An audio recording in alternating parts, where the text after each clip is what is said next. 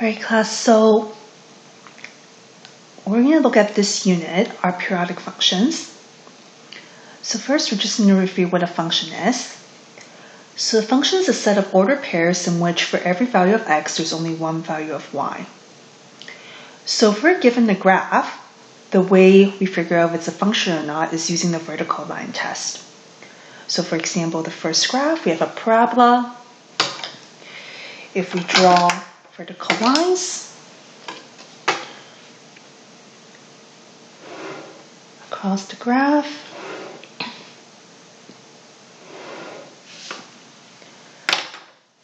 we would see that the line only hits the graph or crosses the graph once, so we know that it's a function.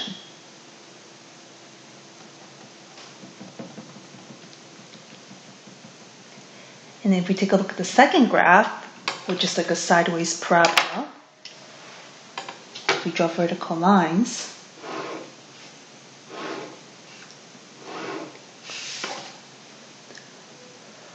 we'll see that even after drawing the first vertical line, it crosses the graph twice, so we know that it is not a function.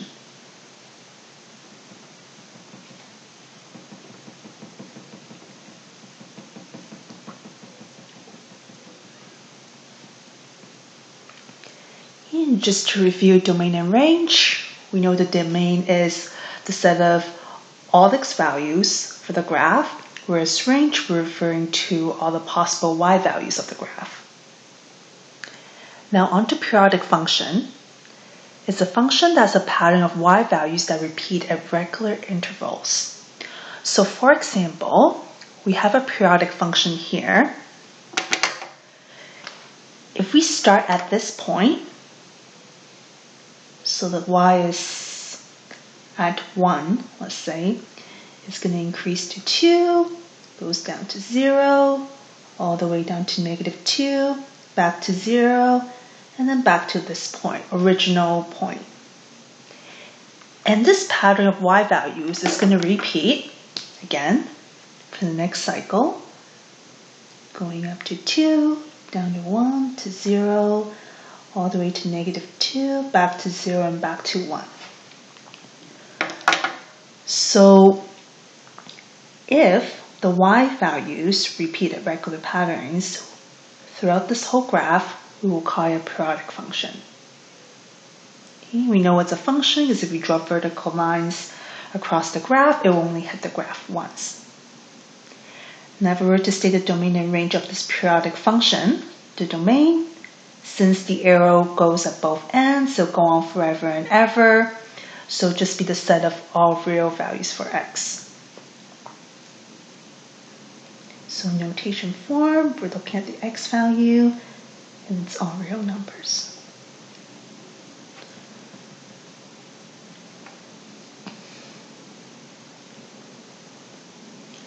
Whereas for the range, we're looking at the y values. Now this time there is a restriction for the y values. The lowest it'll go is at -2. The highest is at 2. So for the range, we're looking at the y values. And y is between -2 and 2, and includes all the real numbers in between.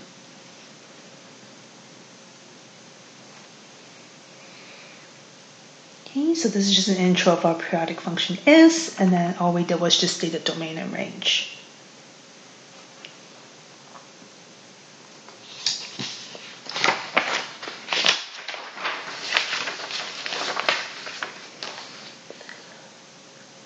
So here's another example of a periodic function. So here, it starts at 2, down to 0, all the way back to 2. But instead of going down, it's going to go up to 4, all the way down to 0. And then we have one cycle here, because after this, it's going to repeat again.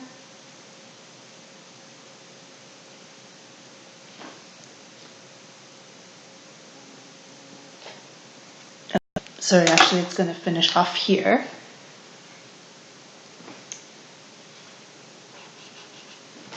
cycle is going to finish off there, because only after that point it's going to go down again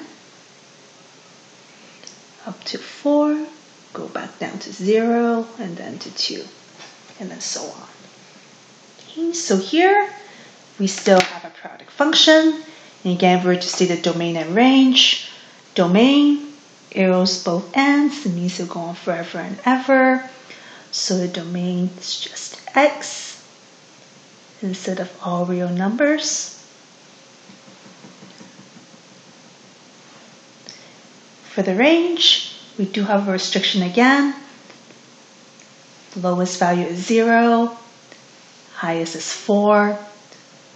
So range, we're looking at the y values such that it's between 0 and 4.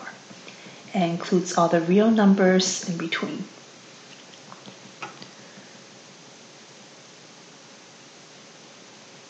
Okay. So now, here's a definition of what a non-periodic function is. So pattern of y values in one section of the graph does not repeat in other sections of the graph. So basically what it's saying that if we have a pattern of y values, it's not going to repeat. So here, let's say, starts at -2, down to -3, and go back up to -1. So this shape looks like the first shape here, but it doesn't repeat at the same y values as this first cycle here. Because if this cycle begins at, so if it goes down to -3 again, and then goes up to -1, and down to -2, then we'll say it's a periodic function.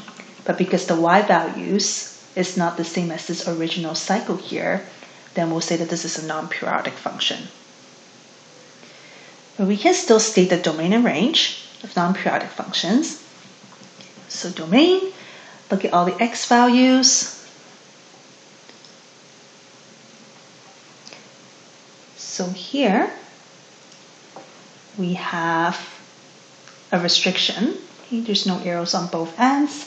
So the lower end will be at -2. Higher end, this will be at 8. So we'll say that the domain, we look at the x values, and it's between -2 and 8, and includes the set of all real numbers in between. For the range, lowest is this point here, -3, highest is 3. So range, we're looking at the y values, and it's going to be between -3 and +3, and includes the set of all real numbers in between.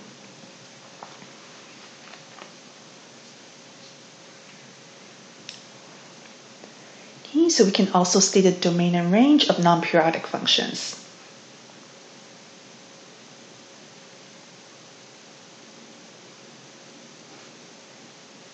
Okay. So while I was explaining the difference between periodic and non-periodic functions, I mentioned the word cycle. And what's a cycle? It's one complete pattern of a periodic function. So for example, as shown here, if we start the pattern here, so go down to 0, go up to 1, go all the way down to -1, and then back to 2, and then we see the pattern will just repeat again. So one complete pattern of a periodic function we will call a cycle. Okay. So a cycle is one complete pattern, so we can start at any point. So here we start at 2. But for this cycle here, we can start at 0, go up to 1, go down to -1, up to 2, and then back to 0. And then the pattern repeats. So this is one complete cycle as well. Period, okay, as shown here, is the length of one complete cycle.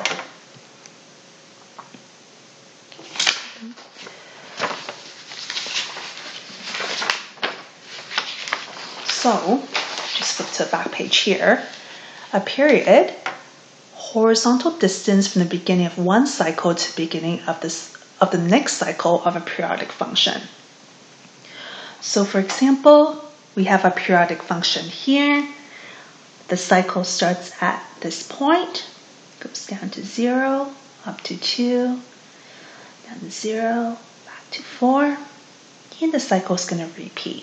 So this is one whole cycle. Now to figure out the period, we'll see where the cycle starts. So we're looking at the x values. So in this case, the cycle starts at 0, whereas here, at the end of the cycle, it ends at 8. So what we do is, to find out the period, we will subtract the two x values. So the one from the beginning and one at the end of the cycle. So 8 minus 0, we know it's just 8. So we can conclude that the period of this function is 8. So again, cycle is just one complete pattern of the periodic function. Period is the length of one complete cycle. And when we subtract the values, we're only looking at the x values.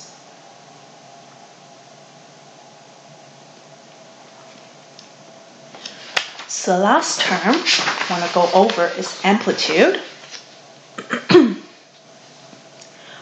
which is half the distance between the max and the min of a periodic function. The amplitude is always positive. So for example, here we have a periodic function.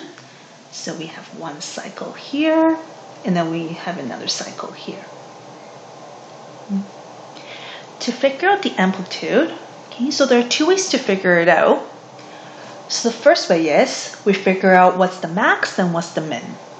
So the max value, so the highest value is 3.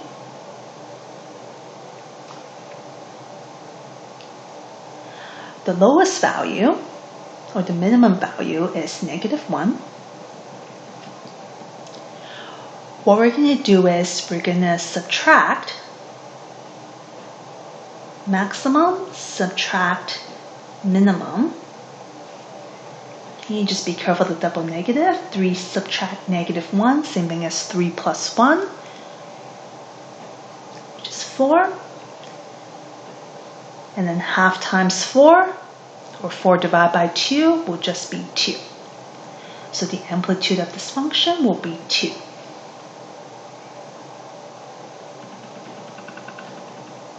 Okay, again, take max, subtract min, and then divide by 2 to get the amplitude. Now the other way to look at this is to look at the graph. Here we have the highest point, here we have the lowest point. What's halfway? Well, halfway will be right here. And then we'll just figure what this distance is. This is from 1 to 3, so amplitude is just 2, which is the same thing as if we used the formula. Here's another example where we have to figure out the amplitude. Okay, so here we have one complete cycle here. If we use the formula way first, maximum or highest point is 2, minimum or lowest point is -2. Max subtract min, 2 subtract -2, same thing as 2 plus 2, give us 4. Half times 4, or 4 divided by 2, will also give us 2. So the amplitude here, same thing with the first example, is 2. But if we just figure out from the graph, highest point, lowest point, half the distance, so from 0 to 2, it's just 2. So amplitude is 2. Okay. So just to recap as to what we looked at today. So we started looking at what's a periodic function and what's not a periodic function. So just remember, with periodic function, there is a pattern of the y values that will repeat. And once we know that's a periodic function, we were able to identify what a cycle is, which is just one complete pattern in the periodic function. We were able to also identify the period, which is the length of one cycle. Again, when we determine the length of one cycle, we're subtracting the x values. Okay, so the ending x value subtract the first x value. And the last thing we just looked at was the amplitude. So amplitude, again, is just half the distance between the max and min. So again, you can use the formula, max subtract min times half or divide by 2. Or you can just look at the graph, max min, half the distance, 1 to 3, that's just 2. Okay, and that'll be all for today's lesson.